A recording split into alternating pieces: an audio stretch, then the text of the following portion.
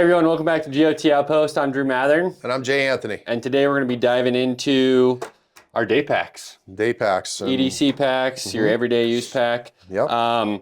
And we have a pretty decent variety of different ones. Yeah, from stout to flimsy. Yeah. So I think the first one we go into, this is probably the more common day pack that you typically see. Yep. One big thing, a lot of day packs don't have frames. No, I would say probably if you're talking about people going to just like a Big 5 Sports, it's an entry-level pack, you know, they don't have frames. Yeah. Yeah. And that can be pretty crucial. So like if you're going to be carrying any sort of weight in that pack, a lot of water or anything, and you're going to be hiking 3-5 miles, it can be very I mean, it can be a game changer having a frame in there, whether it's internal or external. Yeah, because it affects that weight, because without a frame, I mean, this one happens to have a waist belt, so I guess technically it takes a tiny little bit off, but really all your weight's on your shoulders and your traps. Yeah, it really is.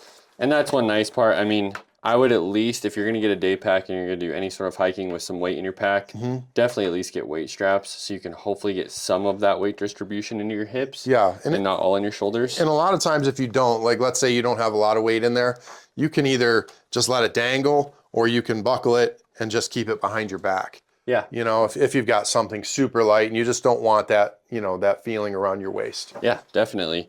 Another thing too that this pack actually has is pretty nice is these load lifters. So this just helps pull that bag up. Yeah. And pull some of that weight off. Yeah, it keeps that weight tighter to your back, so it's not just kind of pulling you, which is a nice feature. Another thing too to consider with day packs is going to be hydration. We touched on a little bit earlier. Majority of them do have hydration pockets to where you can put a bladder inside.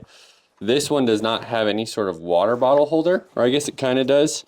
Yeah, it'll hold it, but it's a pain in the neck. It's not going to hold a big Nalgene. No, it's like a skinny water bottle. It'll go in there. I usually like put the Nalgenes in this outside pocket. It works pretty well, but to get it, you've got to unstrap, you know, one strap it, spin it around, or if you're with someone, they can just grab it for you. So it's not the most convenient thing. A great use for this one is just using a water bladder. This is a different variation of a day pack. So this one's 22 liters, and this one is 35 liters, roughly. This one does have an internal frame inside of it. Yeah. So it will provide more support. One nice part too with this as well is you can see the padding on this provides some airflow in the back. So a little more comfort, a little less sweaty back. Yeah. You know. And it has a lot more padding. Yeah, and it's got a more stout, you know, waist belt. This has actually got some padding. This, you know, it's a great little pack. Yeah, so I mean, if you're comparing the two, if you're gonna carry any sort of weight, a lot of water, a lot of snacks, maybe a jet ball to heat your meal up. Yeah. This would probably be a better pack. I think you'd have more comfort. And if you're talking upper level, which this is an upper level, you know, flimsy day pack. Yeah. As opposed to this one.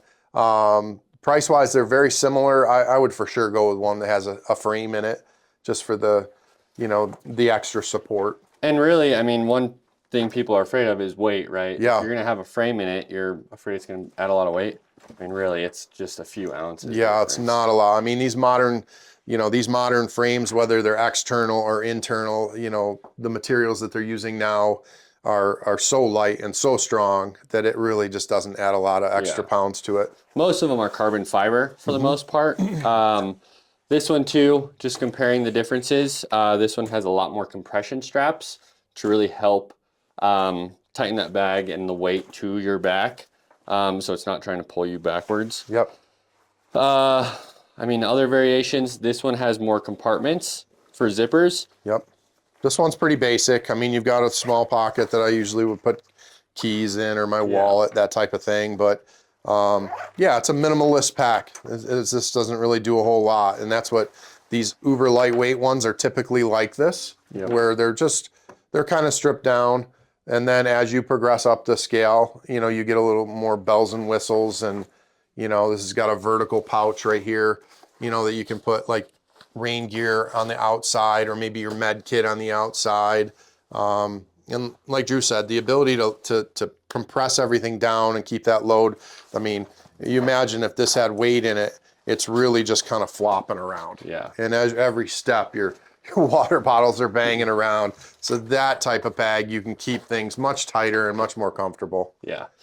And then this one is fairly unique. It's not going to be something that you see on your normal day pack. No, this is actually a big, 5,000 cubic inch hunting backpack with the. Do you want to grab that? Oh that yeah, bag I actually can grab the bag. So this is the bag that normally fits on this pack, and it's huge. So this is a bag that I'll run for anywhere from a 8 to 12 day hunt. So the reason I bought this system was the bag literally comes off the frame super easy, and you go from 5,000 cubic inches.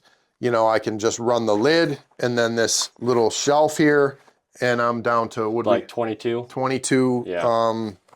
And it's just, it's very versatile. And if I'm hunting and I happen to get lucky enough, I actually have my frame, and I have the ability to carry out heavy loads with this meat sleeve here.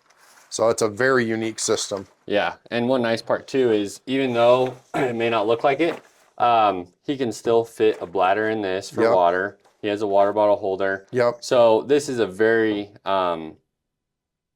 diverse pack. Yeah. Where you can run your multi-day use pack and then Yes. do your day hikes out. I mean, if I was it's a 2-for-1, right? Yeah. Like I could technically put this on and use it for anything that I would use this for at this 100%. point. Yeah.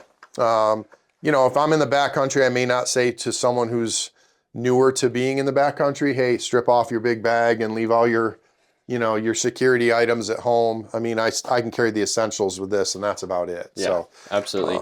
So hopefully that was insightful to you guys on the different variations of day packs and things to consider with them. Next episode, we're going to go into your multi-day use packs, and we look forward to seeing you guys there. take care.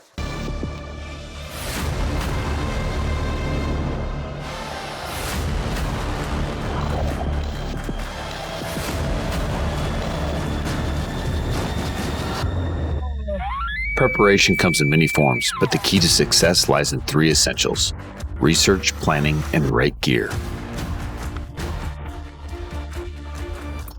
Start to finish, RuckList gives you the tools to tackle any challenge. Maximize your gear investments and keep your crew in sync before a big expedition. RuckList, your key to a better adventure every time.